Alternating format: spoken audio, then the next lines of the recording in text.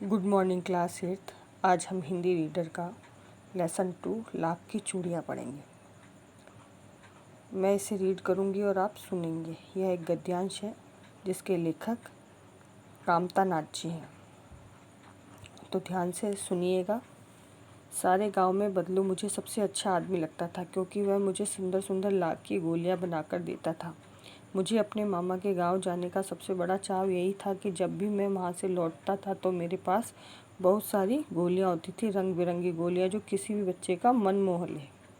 वैसे तो मेरे मामा के गांव का होने के कारण मुझे बदलू को बदलू मामा ही कहना चाहिए था, परंतु मैं उसे बदलू काका, बदलू मामा ना कहकर बदलू काका कहता था, जैसा कि गांव के सभी बच्चे उसे कहा करते थे। बदलू का मकान कुछ ऊंचे पर बना था। मकान के सामने बड़ा सा साहन था जिसमें बदलू एक नीम के वृक्ष बदलू का मकान कुछ ऊंचे पर बना था और मकान के सामने बड़ा सा साहन था जिसमें एक नीम का वृक्ष लगा था।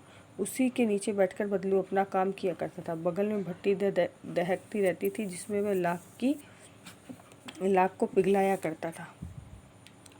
सामने एक लकड़ी की चौखट पड़ी थी जिस पर लाख के मुलायम होने पर वह उसे सलाख के सामने पतला करके चूड़ी का आकार देने की कोशिश करता था। पास में 4-6 भिन्न आकार के बेलन नुमा मुंगेरियाँ रखी रहती थी जो आगे से कुछ पतली और पीछे से कुछ मोटी होती थी। लाख की चूड़ियों का आकार देने के लिए वह उन मुंगेरियों पर चढ़ाकर घोल को चिकना बनाता और तब एक एक करके पूरे हाथ की चूड़ियाँ बना चुकने पर के पश्चात वह उन पर रंग करता था। बदलू यह कार्य सदा ही एक मच्छी पर बैठकर करता था जो बहुत ही पुरानी थी। बगल में ही उसका हुक्का रखा रहता था जिससे वह बीच बीच में पीता रहता था। गांव में दोपहर का समय था। अधिकतर मेरा समय दोपहर का जो समय था वो बदलू के पास ही बीतता था। वह मुझे लला कहता था और मेरे पहुँचते ही तुरंत एक मछिया मंगा देता था। मैं घंटों बैठे बैठे इस प्रकार चूड़ियाँ बनाते देखता रहता था। लगभग रोज ही वह 4-6 जोड़े चूड़ियाँ बनाता था। पूरा जोड़ा बनने के बाद उसे बेलन पर चढ़ाकर कुछ क्षण चुपचाप देखता, मानो वह बेलन न होकर किसी नववधू की कलाई हो। बदलू मनिहार था। चूड़ी बनाना उसका पैतृक पेशा था और वास्तव में वह बहुत सुंदर चूड़ियाँ बनाता था। उसकी बनाई हुई चूड़ियाँ की खपत भी बहुत थी। उस गांव में तो सभी स्त्रियां उसकी बनाई हुई चूड़ियाँ पहनती थी। आसपास के गांव के लोग भी उसकी चूड़ियाँ ले जाते थे, परंतु वह कभी भी चूड़ियों को पैसे से नहीं बेचता था। उसका अभी तक वस्तु विनिमय का तरीका था। जो लोग अनाज के बदले उसे चूड़ियाँ खरीदते थे और बदले में उसे अनाज देते थे। बदलू स्वभाव से बहुत सीधा था। मैंने कभी भी उसे किसी से झगड़ते नहीं देखा। हाँ, शादी विवाह के अवसरों पर वह अवश्य जिद पकड़ लेता था। जीवन भर चाहे कोई भी उसे मुफ्त चूड़ियाँ ले जाए, परंतु विवाह के अवसर पर वह सारी कसर निकाल लेता था। आखिर सुहाग के जोड़े का महत्व ही और होता है। मुझे याद है मेरे मामा के यहाँ किसी लड़की के विवाह पर जरा सी किसी बात पर बिगड़ गया था और फिर उसको मनाने के लिए लोहे लग गए। विवाह में इसी जोड़े का मूल्य इतना बढ़ जाता है कि उसके लिए उसकी घरवाली को सारे वस्त्र मिलते, ढेरों अनाज मिलता और उसको अपने लिए पगड़ी मिलती और रुपए मिलते जो अलग। यदि संसार में बदलू को किसी बात से चिढ़ थी तो वह कांच की चूड़ियों से। यदि किसी भी स्त्री के हाथों में उसे कांच की चूड़ियाँ दिखाई देती तो वह अंदर ही अंदर कुढ़ता और कभी कभी तो 2-4 बातें भी सुना देता था। मुझसे तो वह घंटों बातें किया करता था। कभी मेरी पढ़ाई के बारे में पूछता, कभी मेरे घर के बारे में और कभी कभी यूँ ही शहर के जीवन के बारे में पूछा करता था। मैं उससे कहता कि शहर में सब कांच की चूड़ियाँ पहनते हैं। वह उत्तर देता, शहर की बात ही और है लला, वहाँ तो सभी कुछ होता है। वहाँ तो औरतें मर्दों के साथ हाथ पकड़कर सड़कों पर घूमती, फिर भी उनकी कलाइयाँ नाजुक होती है ना। लाख की चूड़ियाँ पहन ले तो मौज आ जाएगी। कभी कभी बदलू मेरी अच्छी खासी खातिर भी करता है। जिन दिनों में उसकी गाय को दूध होता है सदा मेरे लिए मलाई बचा कर रखता।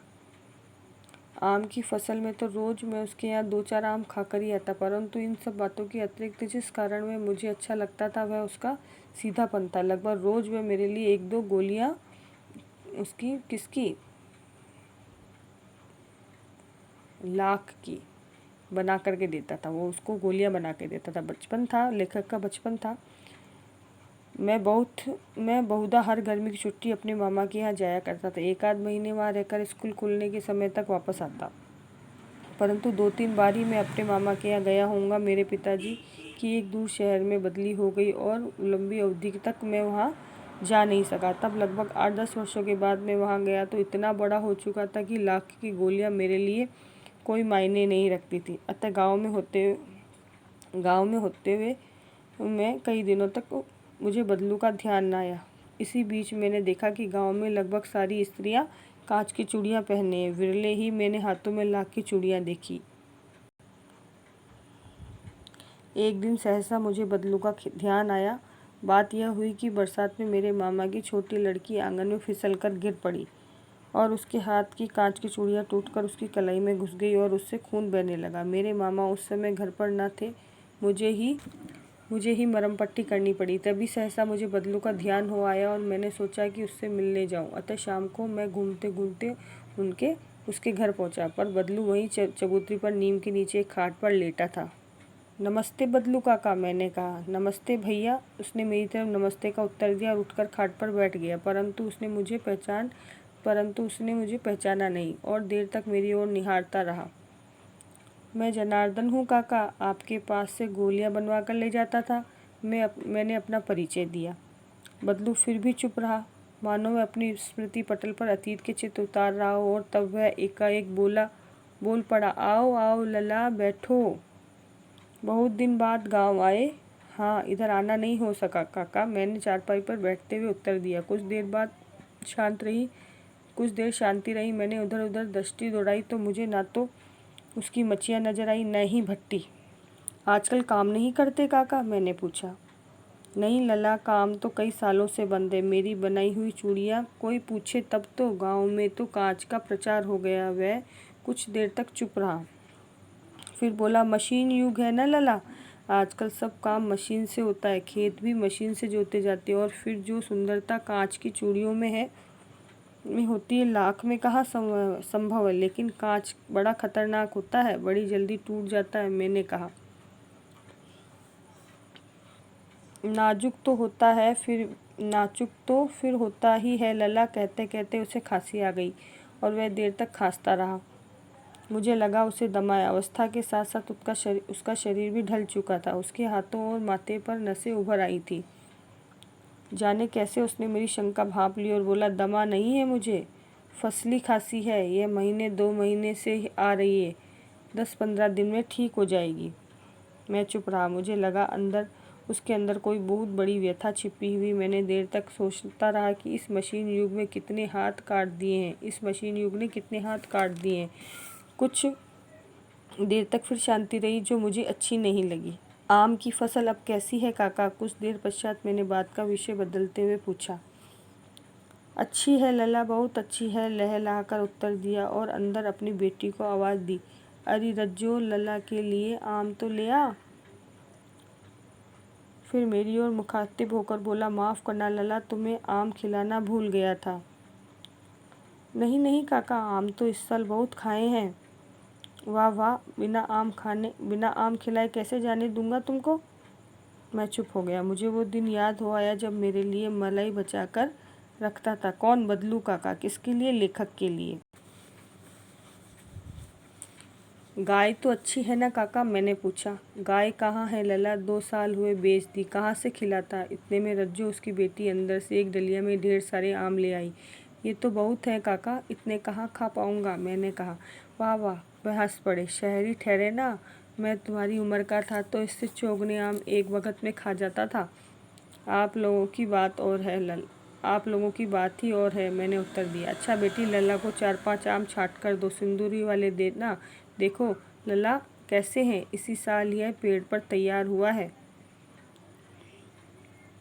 रज्जू ने 4-5 आम अंजुली में लेकर मेरी ओर बढ़ा दिए। आम लेने के लिए मैंने हाथ बढ़ाया तो मेरी निगाह एक क्षण के लिए उसकी कलाई पर ठिठक गई। गोरी गोरी कलाइयों पर लाख की चूड़ियाँ बहुत ही फब रही थी। बदलू ने मेरी दृष्टि देख ली और बोला, यह आखिरी जोड़ा बनाया था। जमींदार साहब की बेटी के विवाह पर 10 आने पैसे मुझे दे रहा था। मैंने जोड़ा नहीं दिया, कहा शहर से ले आओ। मैंने आम ले लिए और खाकर थोड़ी देर बाद पश्चात चला आया। मुझे प्रसन्नता हुई कि बबलू ने हार कर भी हार नहीं मानी थी। उसका व्यक्तित्व कांच की चूड़ियों जैसा न था कि आसानी से टूट जाए। तो देखा बच्चों, ये कितनी सुंदर स्टोरी थी, बहुत सुंदर कहानी थी कि इंसान को हारना नहीं चाहिए और किसी भी परिस्थिति से का गुलाम नहीं बनना चाहिए। बदलू काका सालों से लाख की चूड़ी का काम करता था और जब चूड़ी का काम बंद हुआ तो उसने घुटने नहीं टेके, उसने कोई दूसरा काम शुरू करा, यानी आम का बिजनेस शुरू करा, फल बेचना उसने शुरू करा और अपनी बनाई हुई चीज़ को कम कीमत में नहीं बेचा। सबसे बड़ी बात यह है कि उसकी जो बनाई हुई चीज़ थी वो कम कीमती नहीं थी। लाख की चूड़ियाँ बहुत कीमती होती है और आज के ज़माने में लाख उतना ही महंगा है जितना सस्ता हुआ करता था। आज लाख उतना ही महंगा है ना, और लाख को बनाने के लिए बहुत मेहनत करनी पड़ती, तपना पड़ता है। बहुत सुंदर कहानी थी, मुझे बहुत अच्छी लगी। आशा करती हूँ आपको भी बहुत अच्छी लगी होगी। अब हम इसके अभ्यास प्रश्न देखेंगे और ये अभ्यास प्रश्न आपको अपनी कॉपी में राइट करने, रीड करने एंड लर्न करने। तो पाठ्य पुस्तक के प्रश्नोत्तर देखेंगे। कहानी के अंदर से कौन कौन से क्वेश्चन निकले हैं। पहला प्रश्न देखिए, बचपन में लेखक ने अपने मामा के गांव चाव से क्यों जाता था। लेखक अपने मामा के गांव चाव से क्यों जाता था और बदलू को बदलू मामा ना कहकर बदलू काका क्यों कहता था। तो बचपन में लेखक अपने मामा के गांव बड़े चाव से जाता था क्योंकि वहां रहने वाला बदलू मनिहार लाख की रंग बिरंगी गोलियां बना कर देता था जो उसे बहुत अच्छी लगती थी। बदलू को मामा ना कहकर बदलू काका इसलिए कहता था क्योंकि उस गांव के सभी बच्चे उसे बदलू काका कहकर संबोधित करते थे। लेखक भी ऐसा संबोधन इसलिए करता था क्योंकि छोटा होने के कारण उसे अंतर पर्याप्त समझ नहीं थी। उसके अंदर क्या थी, समझ नहीं थी कि बदलू काका कहना चाहिए कि मामा कहना चाहिए। सेकंड प्रश्न है, वस्तु विनिमय क्या है। विनिमय की प्रचलित पद्धति क्या है। तो वस्तु विनिमय वह पद्धति है जिसमें किसी वस्तु के बदले मनचाही वस्तु प्राप्त की जाती है। इस पद्धति में वस्तुओं के लेन देन में पैसे की जगह वस्तु का प्रयोग किया जाता है। जैसे बदलू लाख की चूड़ियों के बदले अनाज या अन्य आवश्यकता का सामान लिया करता था। आज ये चलन नहीं, आज पैसों के बदले वस्तुएं खरीदी जाती। इस पद्धति को मुद्रा विनिमय के नाम से जाना जाता है। थर्ड प्रश्न देखिए, मशीनी युग ने कितने हाथ काट दिए। इस पंक्ति पर लेखक ने किस व्यथा की ओर संकेत किया है।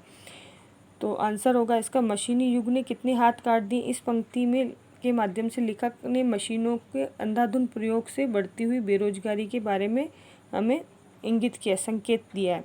केवल कुछ ही मशीनों द्वारा सैकड़ों मनुष्यों के बराबर काम हो जाता है और बेरोजगारी के कारण भूखमरी के शिकार लोग हो जाते। इतना ही नहीं, इनके कारण अनेक छोटे छोटे उद्योग और पैतृक व्यवसाय नष्ट हो चुके हैं। लेखक ने कारीगरों की इस व्यथा को उजागर किया है और इस व्यथा की ओर संकेत किया है।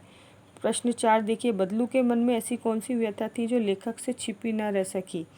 तो बदलू के मन में क्या व्यथा थी कि लाख की चूड़ियों के कुशल कारीगर बदलू का काम मशीनों के आने से छिन चुका था। वह अपने असहाय और लाचार हो गया था। वह क्या हो गया था, जब काम नहीं था तो वह असहाय हो गया, लाचार हो गया। और जिन कांच की चूड़ियों से उसे नफरत थी, अब सब जगह उसे वही दिखाई पड़ती थी। अब हाथ की कारीगरी की अपेक्षा सुंदरता, चमक दमक को महत्व दिया जाने लगा। बदलू के मन में यही व्यथा थी जो लेखक से छिपी न रह सकी। फिर है, मशीनी युग में बदलू के जीवन में क्या बदलाव आया। मशीनी युग के कारण बदलू का काम छिन गया था, वह बेरोजगार हो गया था, उसे गरीबी का जीवन जीना पड़ रहा था, अपनी गाय बेचनी पड़ी थी और वह कमज़ोर तथा वृद्ध हो गया था और बीमार तथा चिंतित रहने लगा था। इस तरह से हमने आज ये लेसन हिंदी रीडर का सेकंड लेसन कंप्लीट किया है। नेक्स्ट वीडियो में मैं थर्ड लेसन पढ़ाऊँगी आपको और थर्ड लेसन का नाम है बस की यात्रा। आशा करती हूँ आपको ये वीडियो पसंद आया होगा। प्लीज़ लाइक करें, सब्सक्राइब करें और शेयर करें और बेल आइकन को ज़रूर दबाएं। Thank you.